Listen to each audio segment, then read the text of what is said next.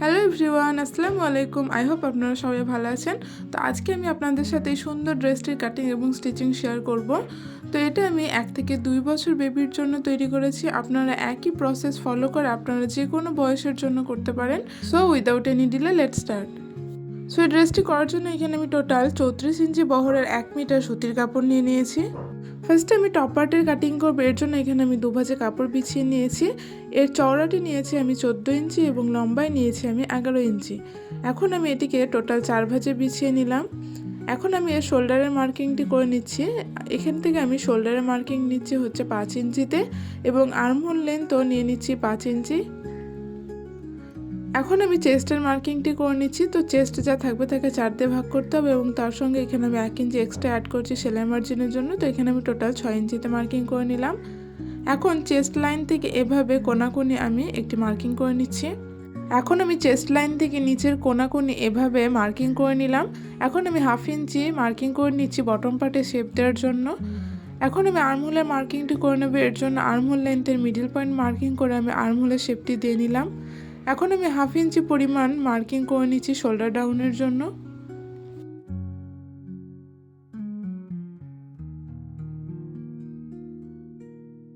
So এখানে আমার almost marking complete.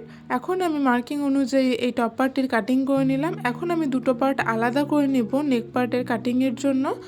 তো এখানে আমি দুটো পার্ট আলাদা করে নিলাম। এখন আমি ব্যাক পার্টের গলার মার্কিংটি করে নেব। তো এখানে আমি গলার চওড়াটি নিচ্ছি 2 ইঞ্চি এবং লম্বাটি নিচ্ছি হচ্ছে 1 ইঞ্চি। দেন এভাবে রাউন্ড শেপ ড্র করে নিলাম এবং হুক পট্টির জন্য এখানে আমি 3 ইঞ্চিতে মার্কিং করে নিচ্ছি। এখন আমি ফ্রন্ট পার্টে গলার মার্কিংটি করে নিচ্ছি। তো এখানে আমি চওড়াটি নিচ্ছি 2 ইঞ্চি এবং লম্বাটি নিচ্ছি হচ্ছে 3 ইঞ্চি। দেন এভাবে রাউন্ড শেপ ড্র করে হচ্ছে আমি শেপ অনুযায়ী কাটিং করে নিচ্ছি।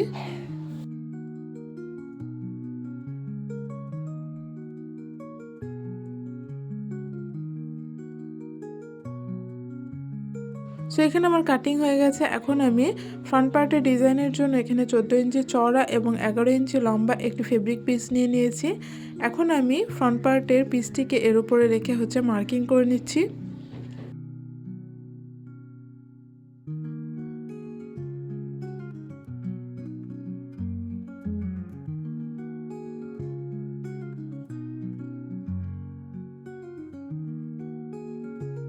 সো এখানে আমার মার্কিং হয়ে গেছে। এখন আমি ডিজাইনের জন্য উপর থেকে 3.5 ইঞ্চিতে মার্কিং করে নিচ্ছি।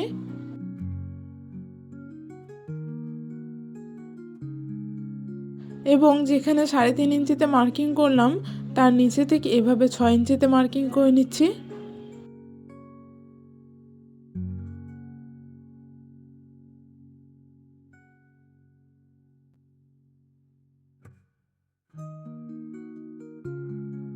সো এখানে আমি শেপ দিয়ে নিলাম। এখন আমি শেপ অনুযায়ী কাটিং করে নিচ্ছি।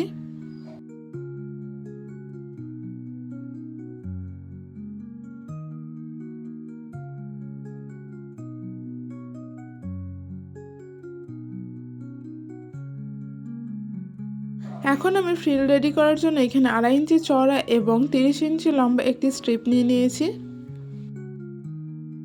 এখন আমি স্ট্রিপটিকে নিচে থেকে ডবল ফোল্ড করে স্টিচিং করে নেব এবং উপরে মেশিনে সবথেকে যে বড় সেলাইটি হয় সেটি দিয়ে দেব।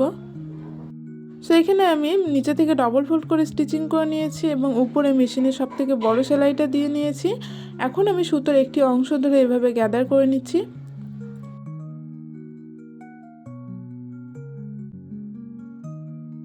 সো এখানে আমি ফ্রিলটি রেডি করে নিয়েছি। এখন আমি ডিজাইনের পার্টটি নিয়ে এর উপরে ফ্রিলটিকে উল্টো করে রেখে আমি এভাবে স্টিচিং করে নেব। সো এখানে আমি স্টিচিং করে নিয়েছি। এখন ফ্রিলটিকে আমি সোজা সাইডে টার্ন করে উপরে একটি টপ স্টিচ বসিয়ে দেব এভাবে। তো এখানে আমি টপ স্টিচ বসিয়ে নিলাম। এখন আমি ব্যাক পার্টটি রেডি করে নেব। এর জন্য আমি এখানে একটি স্ট্রিপ নিয়ে নিয়েছি। এখন এই স্ট্রিপটিকে এভাবে রেখে আমি একটি স্টিচ করে নিলাম। এখন আমি ছোট ছোট কাট বসিয়ে দেব।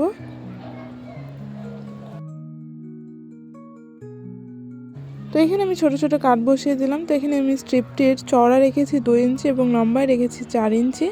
এখন এই স্ট্রিপটিকে আমি ব্যাক সাইডে এভাবে টার্ন করে উপরে একটি টপ স্টিচ বসিয়ে দেব এবং ব্যাক সাইডে আমি স্ট্রিপটিকে ডবল ফোল্ড করে স্টিচিং করে নেব। তো এখানে আমি ব্যাক পার্টে হুক পট্টির ঘরটি রেডি করে নিলাম। এখন আমি বটম পার্টে ফ্রিলের জন্য এখানে 2 পিস কাপড় নিয়ে নিয়েছি। তো এটির চওড়া নিয়েছি আমি 5 ইঞ্চি এবং লম্বায় নিয়েছি আমি 30 ইঞ্চি।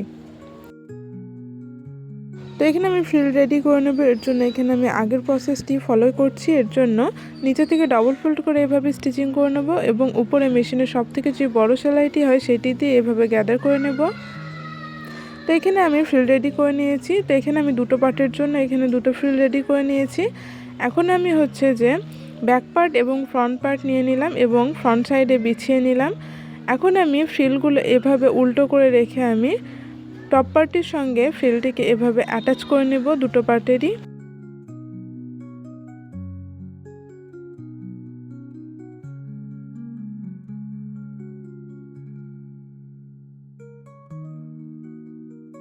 তো এখানে আমি দুটো পার্টে ফ্রিল অ্যাটাচ করে নিয়েছি। এখন আমি ফ্রন্ট পার্টের যে ডিজাইনটি করেছিলাম সেটি এভাবে ভালো করে সেট করে রেখে উপরে একটি স্টিচিং করে নেব এভাবে।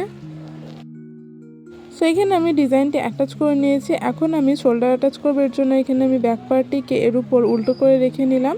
এখন আমি 1/2 ইঞ্চি পরিমাণ মার্জিন নিয়ে শোল্ডার অ্যাটাচ করে নেব।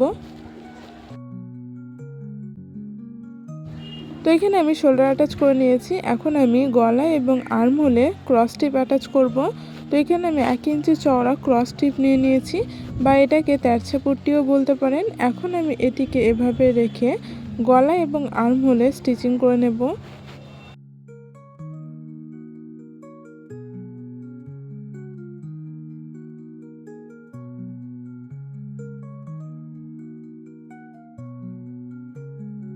তো এখানে আমি অ্যাটাচ করে নিয়েছি। এখন আমি ছোট ছোট কাট বসিয়ে দিচ্ছি। এখন আমি ব্যাক সাইডে টার্ন করে স্ট্রিপটিকে এভাবে ডবল ফোল্ড করে স্টিচিং করে নেব। তো এখানে আমি স্ট্রিপ অ্যাটাচ করে নিলাম। এখন আমি বডির মেজারমেন্ট অনুযায়ী সাইড ফিটিংস করে নেব। সো এখানে আমি সাইড ফিটিংস করে নিয়েছি। জাস্ট পিছনে একটা হুক বসলে আমার এখানে টপটির কাটিং এবং স্টিচিং কমপ্লিট। এখন আমি বটম পার্ট বা প্লাজোটি তৈরির জন্য দুভাজে কাপড় বিছিয়ে নিয়েছি। এর লম্বা এবং চওড়া নিয়েছি আমি 17 ইঞ্চি। তো কাপড়টিকে আমি টোটাল 4 ভাজে বিছিয়ে নিলাম। এখন আমি খোলা সাইড থেকে 1.5 ইঞ্চিতে মার্কিং করে নিচ্ছি এবং আসনের জন্য এখানে আমি 8 ইঞ্চিতে মার্কিং করে নিচ্ছি লেন্থে।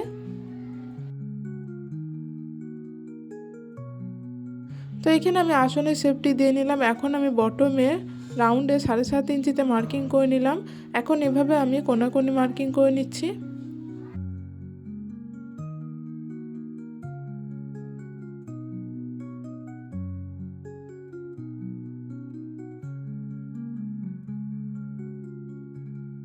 তো এখানে আমার কাটিং কমপ্লিট। এখন আমি আসনগুলি স্টিচিং করে নেব। এর জন্য একটি পার্ট আমি সোজা সাইডে বিছিয়ে নিয়েছি। এখন এর উপরে আরেকটি পার্ট আমি উল্টো করে রেখে দুদিকের আসন এভাবে স্টিচিং করে নেব।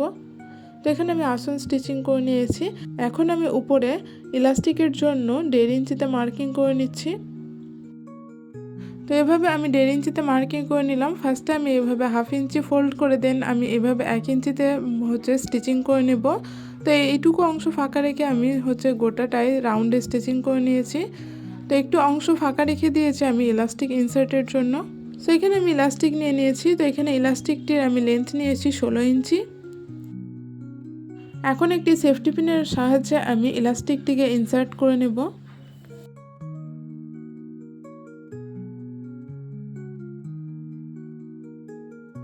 সো এখানে আমি ইলাস্টিকটি ইনসার্ট করে নিয়েছি। এখন ইলাস্টিকের মুখের অংশটি এভাবে আমি স্টিচিং করে যে অংশটি খোলা ছিল সেটি স্টিচিং করে নেব। তো এখানে আমি স্টিচিং করে নিয়েছি। এখন আমি বটম পার্টের ফ্রিলের জন্য এখানে দুটো স্ট্রিপ নিয়ে নিয়েছি। এই স্ট্রিপটির চওড়া নিয়েছি আমি 2.5 ইঞ্চি এবং লম্বা নিয়েছি আমি 30 ইঞ্চি। তো এখানে আমি নিচে থেকে ডবল ফোল্ড করে স্টিচিং করে নিয়ে ফ্রিল রেডি করে নিয়েছি। তো এখানে আমি দুটো পার্টের জন্য এই ফ্রিল রেডি করে নিয়েছি। এখন আমি এই ফ্রিলগুলিকে অ্যাটাচ করবো। এর জন্য এখানে আমি প্লাজোটিকে ফ্রন্ট পার্টে হচ্ছে বিছিয়ে নিয়েছি। এখন এর উপর আমি ফ্রিলগুলিকে এভাবে উল্টো করে রেখে স্টিচিং করে নেব দুটো পার্টেই।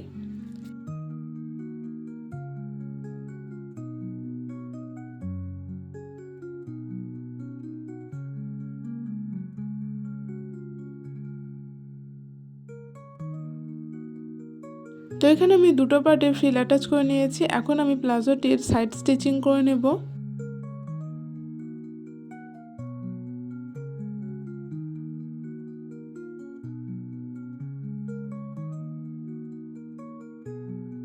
তো এখানে আমি প্লাজোটির সাইজ স্টিচিং করে নিলাম। তো এখানে আমার প্লাজোটির কাটিং এবং স্টিচিং কমপ্লিট।